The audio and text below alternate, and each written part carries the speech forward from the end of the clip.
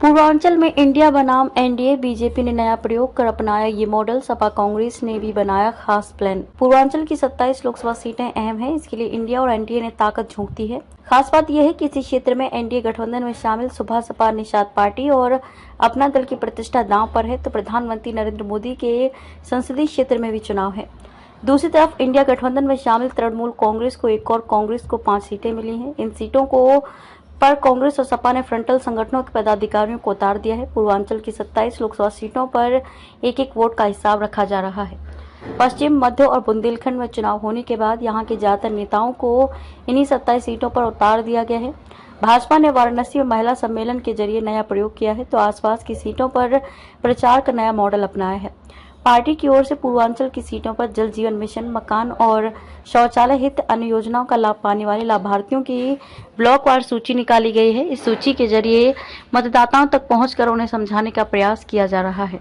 हर विधानसभा को 3 से 4 हिस्से में बांटकर वरिष्ठ नेताओं की मौजूदगी में बैठकें की जा रही हैं। इतना ही नहीं, पार्टी ने नई रणनीति के तहत समूह बैठक तय की। इसमें डॉक्टर, इंजीनियर, कपड़ा कारोबारी, दवा व्यापारी की बैठकें तय की गई हैं। उदाहरण के लिए चिकित्सा एवं स्वास्थ्य क्षेत्र में कार्यरत नेताओं को इस क्षेत्र के लोगों से मिलने का लक्ष्य दिया है। इसके लिए बाकायदा विधानसभा क्षेत्रवार सूची सौंपी गई है। खास बात यह है कि पिछड़े वर्ग पर ज्यादा फोकस किया गया है। यही वजह है कि पिछड़े वर्ग की जहां जिस जाति की आबादी है, उस क्षेत्र में उसी बिरादरी के नेताओं को भेजा गया है। भाजपा पिछड़ा वर्ग काशी क्षेत्र के महामंत्री सुभाष कुशवाहा ने बताया कि वाराणसी और आसपास की सीटों पर इटावा, एटा और फर्रुखाबाद, मैनपुरी सहित सैफई के आसपास के यादव नेताओं को उतार दिया गया है। इसी तरह निषाद बहुल इलाके में इसी बिरादरी के नेताओं को जिम्मेदारी सौंपी गई है। सपा कांग्रेस ने सेक्टरवार उतारे नेता। पूर्वांचल की 27 सीटों पर इंडिया गठबंधन तू चल मैं आता हूं की तर्ज पर कार्य कर रही है।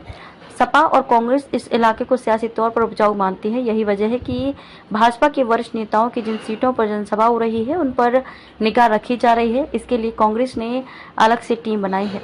यह टीम नेताओं के कार्यक्रम और उनके द्वारा जनसभा में उठाए गए सवाल का जवाब तैयार कर अपने नेताओं को भेज रही है। इतना ही नहीं, अगले 2 से 3 दिन में संबंधित इलाके में न सिर्फ पार्टी के वरिष्ठ नेताओं की सभा लगाई जा रही है, बल्कि उन सीटों पर मतदाताओं को लुभाने के लिए नई रणनीति अपनाई जा रही है। कांग्रेस और सपा ने भी इन सीटों के लिए रायबरेली, अमेठी मॉडल को भी लागू किया है। विधानसभा क्षेत्र को सेक्टर में बांटकर बूथों पर जिस बिरादरी का वोट बैंक है, उसी बिरादरी के नेता को लगाया गया है। दोनों पार्टियों ने यादव मुसलमान के अलावा अन्य जातियों के नेताओं को जिम्मेदारी देने पर जोर दिया है। ब्राह्मण बहुल इलाके की जिम्मेदारी खुद कांग्रेस प्रदेश प्रभारी अविनाश पांडे ने संभाली है। वे दिन में सपा कांग्रेस के नेताओं के बीच समन्वय बैठकें कर रहे हैं, तो रात में ब्राह्मण बहुल इलाके में रात्रि चौपाल लगा रहे हैं। इसी तरह सपा पिछड़ा वर्ग प्रकोष्ठ के प्रदेश अध्यक्ष डॉक्टर राजपाल कश्यप निषाद कश्यप बिंद बिरादरी के बीच रात्रिकालीन बैठकें करने में जुटे हैं। डॉक्टर कश्यप का दावा है कि सपा की ओर से निषाद बिरादरी के 5 प्रत्याशी उतारने का फायदा मिल रहा है। दल ही नहीं, सियासी घराने की प्रतिष्ठा दांव पर। 6वें चरण की 14 सीटें और 7वें चरण की 13 सीटों पर कई दिग्गज मैदान में हैं।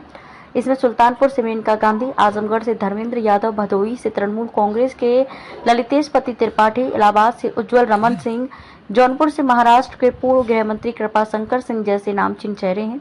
वाराणसी से खुद प्रधानमंत्री नरेंद्र मोदी और कांग्रेस प्रदेश अध्यक्ष अजय राय, मिर्जापुर से अपना दल की अनुप्रिया पटेल, घोसी से सुबह सपा के अरविंद राजभर मैदान में है। इसी क्षेत्र में निषाद पार्टी का भी वजूद है। ऐसे में इन सभी दलों के मुखिया से लेकर बूथ सदस्य तक गांव-गांव वोट मांग रहे हैं।